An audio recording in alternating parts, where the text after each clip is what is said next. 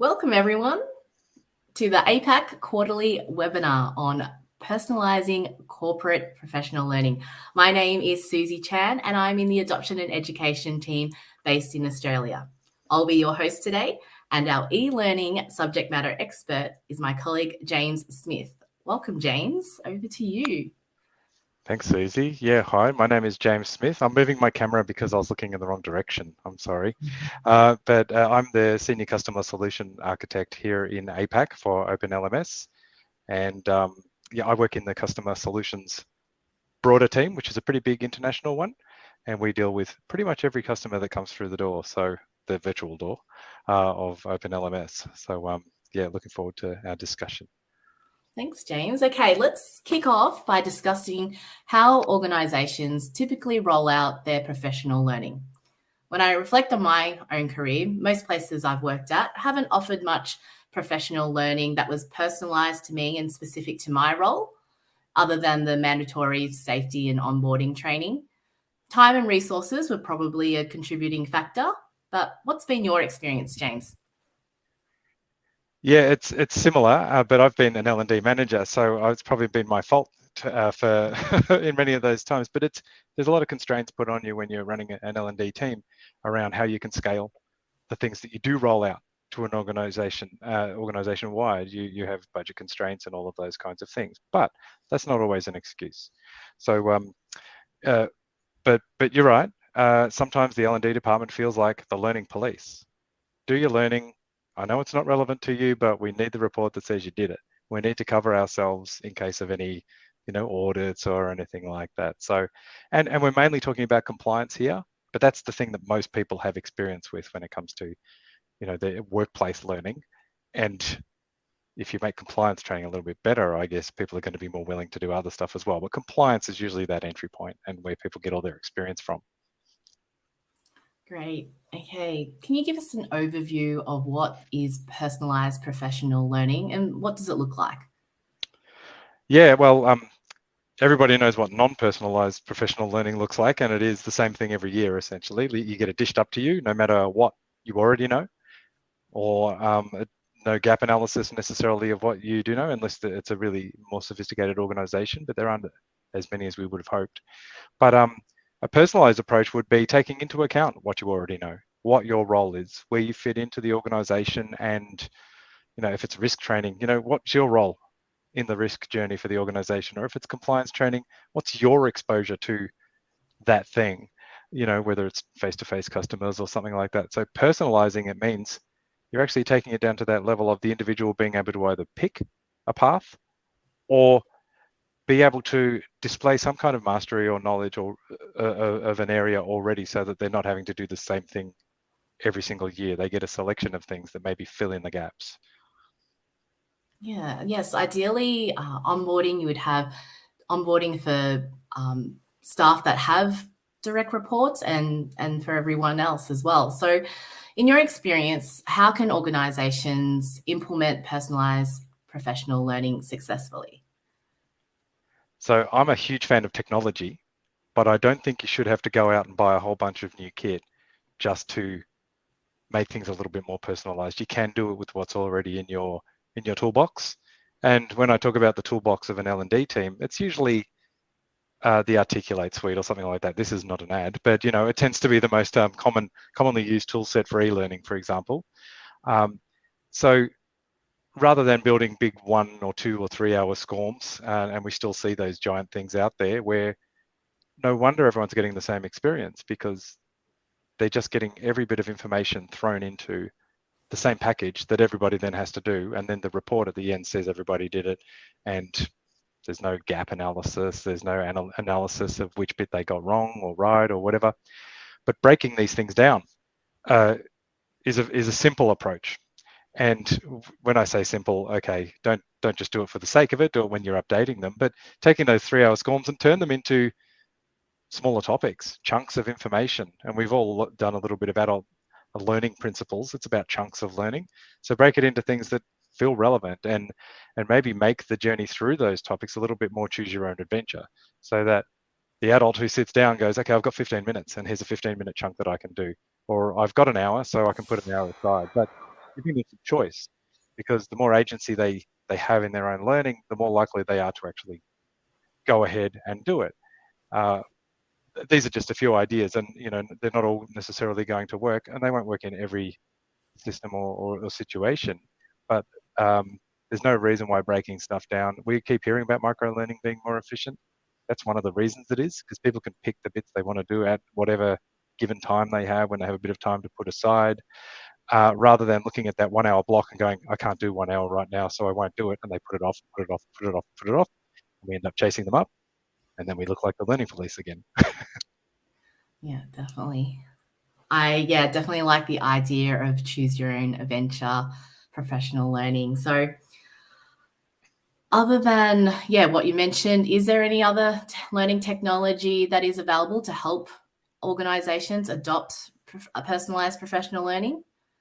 Yeah, look, I don't want this to sound like a self-promotion kind of a thing of our product, but there are tools within the Open LMS platforms, like using programs or user development plans, to be able to create that slightly more personal, even down a level, being exactly about the individual or the team or whatever it might be, where you have a more curated approach to the learning based on something that presents itself, like a gap that presents itself, or a role or a team that has a particular requirement. So you're not just taking what's available to the 7,000 people in your company, but you're able to curate it to a certain extent into a program. And a program in our platform, and I know other platforms have them, but I know ours better than I know others, allows you to create, I think of them as playlists of content, so that you're not just saying, do this, this, this, this, and this, because it might as well be a traditional course if you do it that way. But you might say, here's a bunch of stuff, I want you to do it all. You can do it in the order that you want to do it. And we're going to give you a window of time to do it in. And this takes planning and preparation, because you don't want to be going, oh crap, I need everybody to do this training tomorrow. Because again, you fall back into that trap of, it's a requirement that the business has, not that the person has. And it's a gap that the business has, not a gap that the person has. But if you do make it feel like they are taking that agency, and that's the term that comes up a lot when you talk about personalized learning, it's if the person feels like they have a choice to do it in a way that they want to do it, in the mode that they want to do it, whether it's on their mobile. So make everything mobile compliant or mobile friendly. Make it smaller, make it digestible, on the commute, on the tram, on the train, hopefully not in the car if they're driving, but if they're the passenger, that's fine. But breaking it down gives people choice on how they progress through that journey. And that's a really simple approach. And it's not going down to that level of, so Susie, what are your requirements, and writing a course that's just for Susie.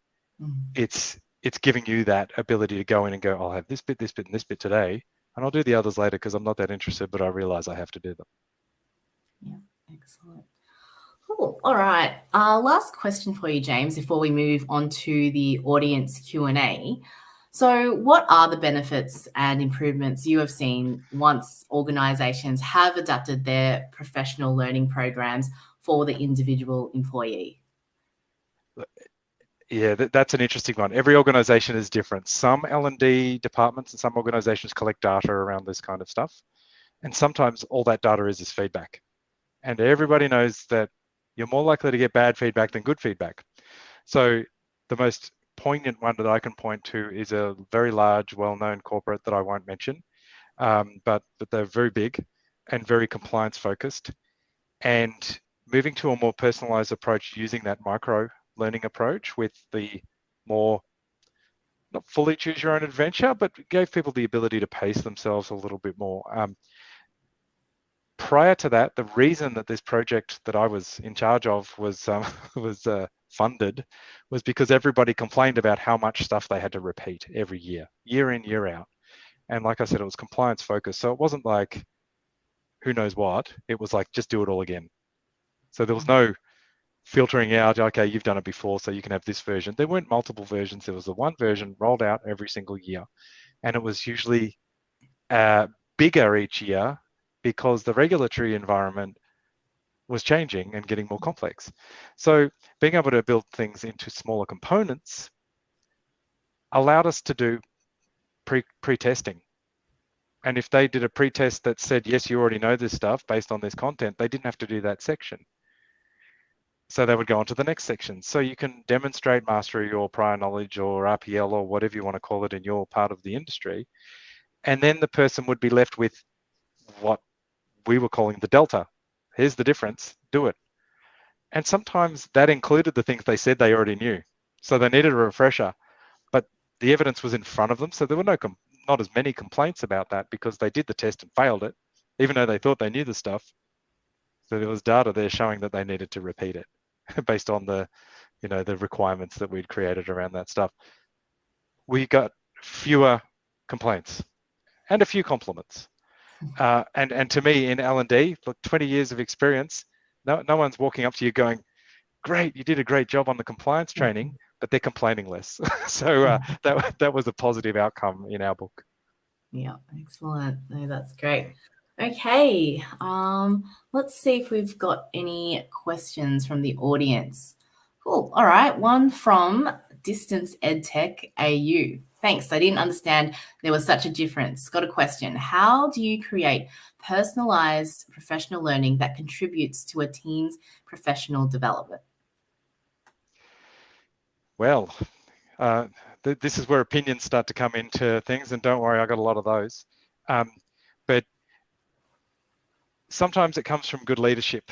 So you've got a leader who understands that there's strengths over here, and there's maybe some weaknesses over here, or some newer staff over here. So maybe there's legacy skills here, and there's other things over here.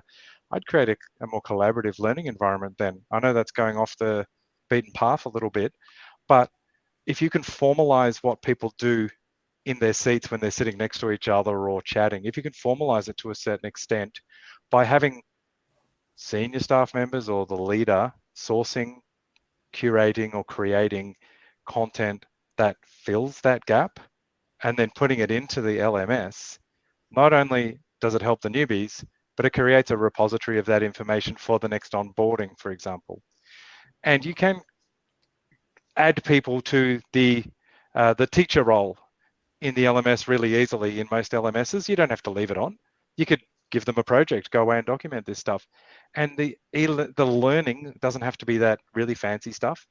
In Moodle and many other LMSs, you can create text-based information, link-based activities, even just quizzes. I love using quizzes to teach with. So you might have that expert ask a bunch of leading questions in a quiz that when the person gets it wrong, it provides the answer. And that can be the teaching moment that they've created, or it could be an article that they put in there, or an article they've created somewhere else that they've linked to into the LMS.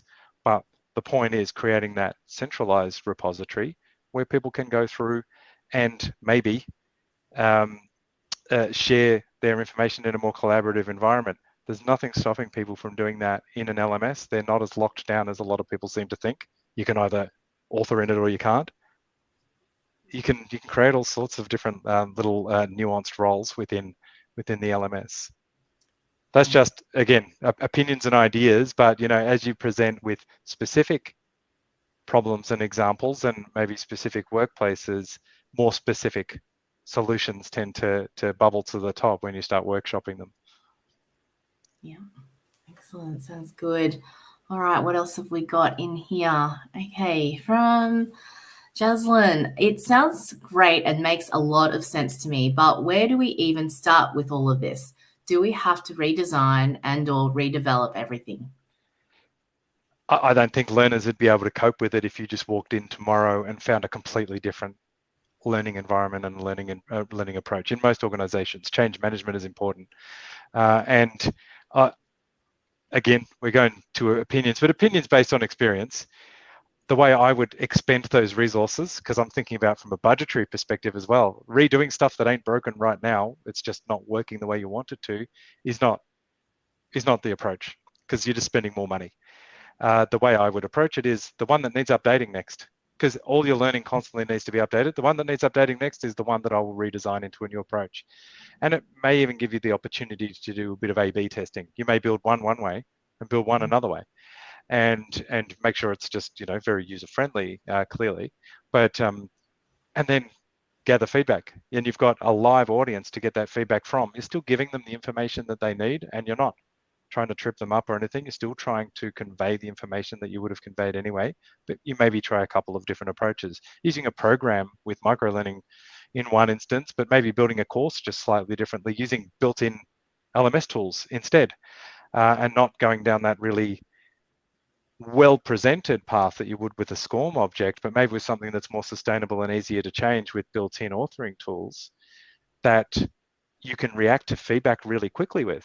So if you're building something using built-in tools, you can build that while there are people, you can change it while people are in there. And you shouldn't change it fundamentally, obviously. Hopefully that's obvious. But being able to change it from cohort to cohort really easily and quickly takes some of the expense away of some of the bigger SCORM projects that a lot of us have been involved with. And maybe you use that, the built-in tools, to refine how you roll things out. And then maybe you go away and then dress it up with a bit of SCORM down the track when you've started to get the messaging and the process and the configuration correct. But yeah, that again, it's going to come down to what problem a particular organization presents with, what sort of technology they're using, their budget, what sort of tools they're using to build the stuff. But ultimately, there should be a way in each of those sort of different levels, you know, to be able to build something. Yeah, definitely. And to add to that, perhaps a health check could help organization, identify problems and ways to improve Precisely. things as well. Because you don't always have a team who is able to objectively sit outside of the process because they're in the process and they're constantly, I know I've had teams, you know, budgetary constraints, we keep talking about them and get sick of hearing about them. But if you've got 3 developers and one of them leaves, you've got 2 developers and you're not allowed to backfill them. Those 2 developers are doing 3 people's jobs. They get busier. They can't reflect or they can't absorb all of the feedback necessarily, but someone else might be able to. And we can provide that kind of a service where we can come in and have a look at it objectively. But our objectivity comes from thousands of clients that we've dealt with over many, many years of experience. And if we can see something that's an obvious tweak that you could make to fix something, then, you know, perhaps you can implement that tweak, see an immediate improvement and justify a further investment or further time to be able to improve, you know, the next program that needs updating or the next course that needs to be rebuilt. Yeah, excellent. Great. Oh, here's another question. Very good question. There's PLD in the LMS. How would an administrator get started with that? Yeah, PLD, for those who, there it is. There's a ticker along the personalized learning designer is one of the tools in our EDU platform at the moment, and there are plans to bring it across all of our platforms, mainly because it's so popular in the one that it is currently native to. It's a great tool because I guess the main way that people have been able to leverage it that has seen the best outcomes has been in education, formalized education, where the educational institution, maybe again, everyone's under constraints. They only have so many tutors and staff and so on, but they get the same questions all the time. So they have these remote students who just need to bounce ideas around or maybe are running into the same issues. PLD gives you the ability to create a workflow within the system that when certain things happen, messaging occurs, and it's particular to the person, the time, the event, whatever it might be. And as an example, the first time someone logs into a course, it can give you a welcome. That's nice, you know. But if that first time is 2 weeks late after the start date of the course, it can give them a very particular message like, you know, mate, you're 2 weeks late. There's a bit of stuff to catch up on, and here's a list of them. And if you need help, contact such and such. So it knows when and how and who about that person. And the messaging will be very personalized. Similarly, you can create some trigger points within the system so that if somebody fails a quiz, because these are self-marked, you know, they're marked within the system, they're automatically marked. So people don't usually get a whole lot of feedback from those in any LMS. You know, someone has to pull a report at the end of the month or whatever to see all that kind of stuff, unless they're monitoring it, you know, day to day. But with the constraints that I was talking about, that's not happening. So as part of your your development or a bit of feedback, maybe you would create a trigger, which I've used in the past, to say, too bad you failed that quiz. The requirement was 80% and you got 75, and give them a few examples of things they could go back and review, because that quiz will be about a particular section within the course. So give them some tips, give them some further reading, some resources, or just ask them to go back and do that particular section again. And there are many, many others too. And it can send an email to the person, to their supervisor. Let's say it's a final assignment and they've had real problems uploading, or they wanted some feedback immediately. It can send something to their supervisor or teacher as well. So it's there's many permutations of messages. So what I've touched on is the tip of the iceberg, because as soon as you start going down into combinations of different messages and things, I haven't even been able to fathom the depths of this tool, but it's great. Yeah, no, that sounds like something that could, really help everyone personalize professional learning. So, any other questions? Yes, another one from Distance EdTech AU. Can you share any stories where you've seen firsthand where personalisation has been done well in an online environment? Yeah, look, it wasn't necessarily in compliance training. So in an organization where I was consulting a few years back, we decided to say, okay, we cannot make compliance training interesting, but we can make the other stuff interesting. So it was very much about breaking the content down into very small chunks. But in this instance, rather than having administrators in the L&D department run it, there was a subject matter expert, and that was just a role that we created. But there was they became an author within the system who collated stuff for their team. So they would bring the team together and say, who wants to get something into the LMS, into the system? Who wants to share? And they started to put the spotlight on individuals. And in one particular instance, a big event had been run with a bunch of clients, and it wasn't even a learning piece necessarily, but it was so relevant to the team that the person who went out there was from their team.